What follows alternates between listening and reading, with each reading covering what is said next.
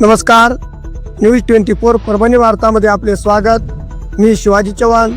पाहुयात राजमाता राष्ट्रमाता जिजाऊ माँसाहेब यांचा जन्मोत्सव परभणी जिल्ह्यातील गंगाखेड तालुक्यातील राणी सारगाव येथे मोठ्या आनंदात व उत्साहात विविध सांस्कृतिक कार्यक्रमाने सर्व धर्मीय समाज बांधवांनी, शालेय विद्यार्थ्यांनी विविध सांस्कृतिक कार्यक्रम राबवून मोठ्या आनंदाने व जल्लोषात आऊसाहेब जिजाऊ माँसाहेब यांचा जन्मोत्सव साजरा केलेला आहे।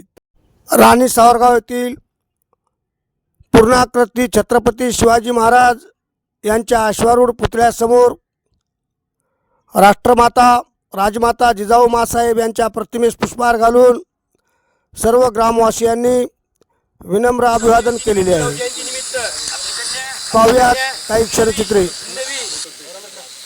शिवाजी जाधव ही आपल्याला दोन शब्दात राजमातेचं चरित्र या ठिकाणी सांगणार आहे। सर्वांनी शांत चित्ताने ऐकून घ्यावं।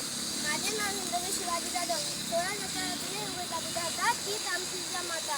आज 12 जानेवारी आज आपण एका महान मातेची जयंती साजरी करत आहोत, ज्याने स्वाभिमानाच्या वीरमधून ज्यांचे नाव जिजामाता होते। त्यांचा जन्म 12 जानेवारी 1598 रोजी बुलढाणा जिल्ह्यातील सिंदखेड राजा येथे झाला।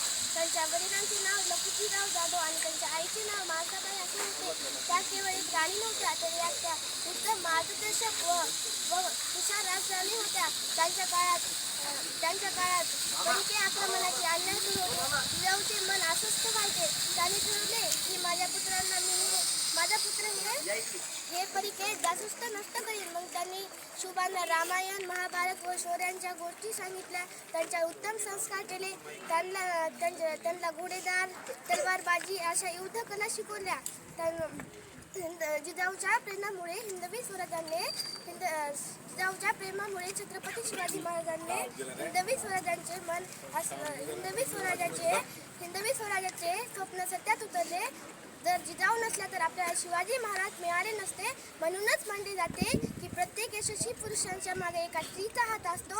ते शोभाच्या बाबतीत तो हात जिजामाताचा होतो। एवढे बोलून मी माझे 2 शब्द संपवते।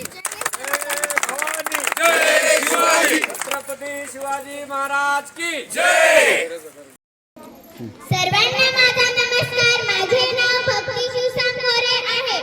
आजच्या कार्यक्रमाचे अध्यक्ष पूज्य गुरुजन वर्ग व इथे जमलेल्या माझ्या बंधू बहिणींनो, जाधवांची कन्या भोसलेची सून, शुभांची माता भाग्य कोणच्या अजून, शुभांची माता भाग्य कोणच्या अजून। हिंदवी स्वराज्याचे पताके डोलाने फडकते। लक्ष देऊन ऐका, मी जिजाऊ बोलते। माझ्या मातीतील माझ्याच्या मनात गुलामीची झालर पसरली होती। रयत निश्चित पडली होती। अरे नव्हती गुलामीची झाड की अन्यायकारक राजवटीविरुद्ध आवाज उठवण्याची कोणाची हिंमत। अशा वेळी मी स्वराज्य संकल्पक शहाजी महाराजांच्या मार्गदर्शनाखाली बालसुमांना वयाच्या 12 वर्षी घेऊन पुण्यात आले। सोबत होते ते जीवाभावाचे सहकारी आणि स्वराज्य निर्माण करण्याचा निर्धार। मावळ्याच्या साह्याने आणि शिल्पांच्या कार्याप्रमाणे याची सुरुवात तर लवकर झाली। स्वराज्याची स्थापना झाली। रयत सुखाने जगू लागली।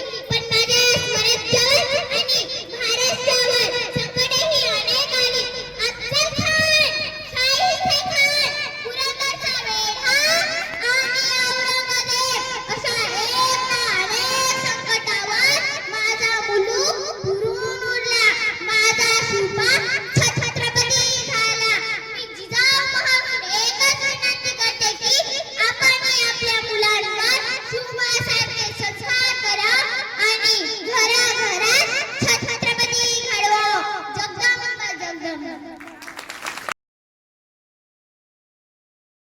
आणि याच बरोबर आजचे बातमीपत्र संपले। पुन्हा भेटूया पुढील बातमीपत्रात।